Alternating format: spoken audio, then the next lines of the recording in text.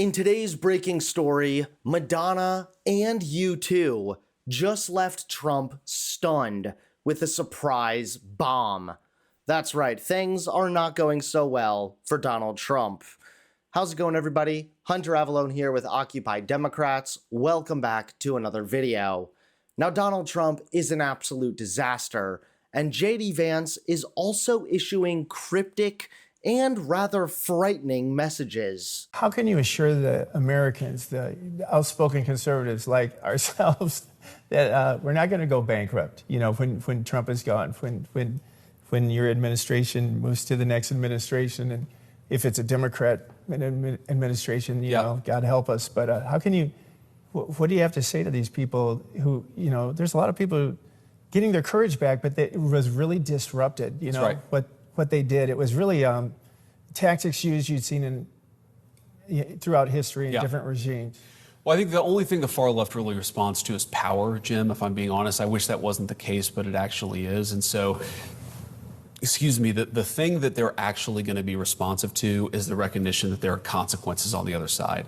And this is why it's so important and why the president is so insistent that we actually take legal action against those who broke the law in the Biden administration. If they get off scot-free, if they're never investigated, if they're never prosecuted when they violated the law, then they're just going to come back and do the exact same thing again. And there are a few different ways, of course.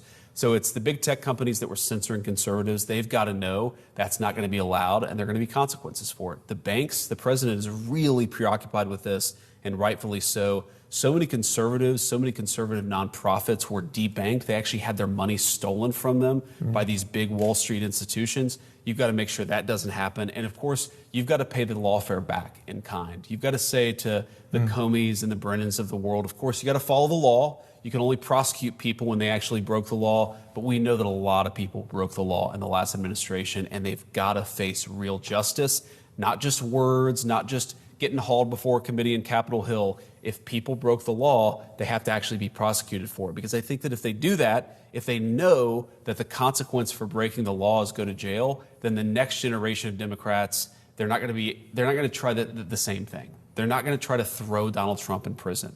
You remember, so go back to the Civil War. Jefferson Davis, who was the leader of the Confederacy, I believe that they tried to throw him in prison, maybe successfully, for 2 years. Donald J. Trump, they tried to throw in prison for 787 years.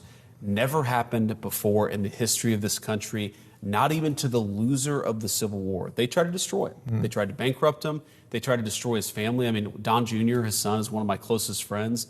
Don Jr. spent more money on lawyers than most Americans will ever spend in a lifetime simply for having had his dad get elected, I would say twice and now 3 times to the presidency of the United States. And now Madonna and U2 just stunned Donald Trump with a surprise bomb. Take a look at today's top story. Donald Trump just got a wake-up call from 2 of the biggest names in music, and it's the kind of public rebuke you can't brush off as Hollywood elites. U2 and Madonna have both come out swinging against his stance on Israel's war in Gaza, and they're not pulling any punches. Trump has faced growing criticism for giving what many see as a tacit green light to Israeli Prime Minister Benjamin Netanyahu's plan to take over the Gaza Strip, a plan condemned by much of the world. While Trump insists humanitarian aid is his priority, he's refused to criticize Netanyahu's push for expanded military control. That refusal now puts him directly at odds with 2 of the most influential artists on the planet. The legendary band U2, Bono, The Edge, Adam Clayton, and Larry Mullen Jr. issued a rare joint statement warning that Netanyahu's actions have crossed into uncharted territory and calling for an immediate halt to the violence. Bono personally labeled Netanyahu's policies immoral and said the deliberate killing of civilians, especially children, is evil in the truest sense of the word. The Edge echoed that sentiment, describing the conflict as a test of our shared humanity and warning that peace will never come from dominance. For a band that has spent decades advocating for human rights, from anti-apartheid campaigns to debt relief for the world's poorest nations, This was more than just a political comment. It was a moral line in the sand. And if that wasn't enough, Madonna followed with a plea that's making headlines around the world. In a direct appeal to Pope Leo, she urged him to personally visit Gaza and bring light to the children before it's too late. Her post painted a devastating picture of mass starvation, with more than 18,000 children killed since the war began. She declared there was no more time to save the innocent and stressed that politics won't fix this. Only compassion and moral courage will.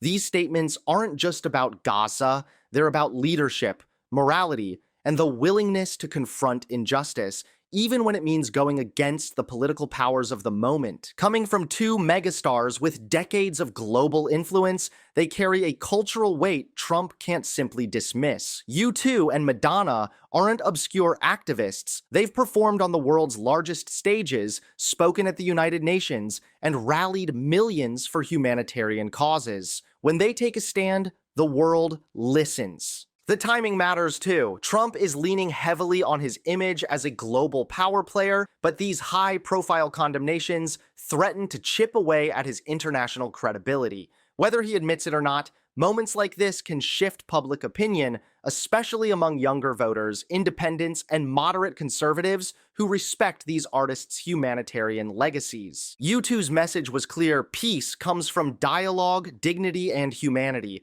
not from endless war. Madonna's was equally direct: save the children now, before it's too late. Together, their voices form a united front of moral outrage that puts Trump squarely in the crosshairs of some of the world's most iconic cultural figures. And while Trump may try to shrug it off, this is a moment where music, morality, and politics collide, and it's a reminder that in the fight over public opinion, even the loudest political megaphone can be drowned out by the sound of a stadium singing in unison for peace. Thanks so much for watching. Please click that like button and subscribe to Occupy Democrats so that you can stay informed and help us stop Donald Trump.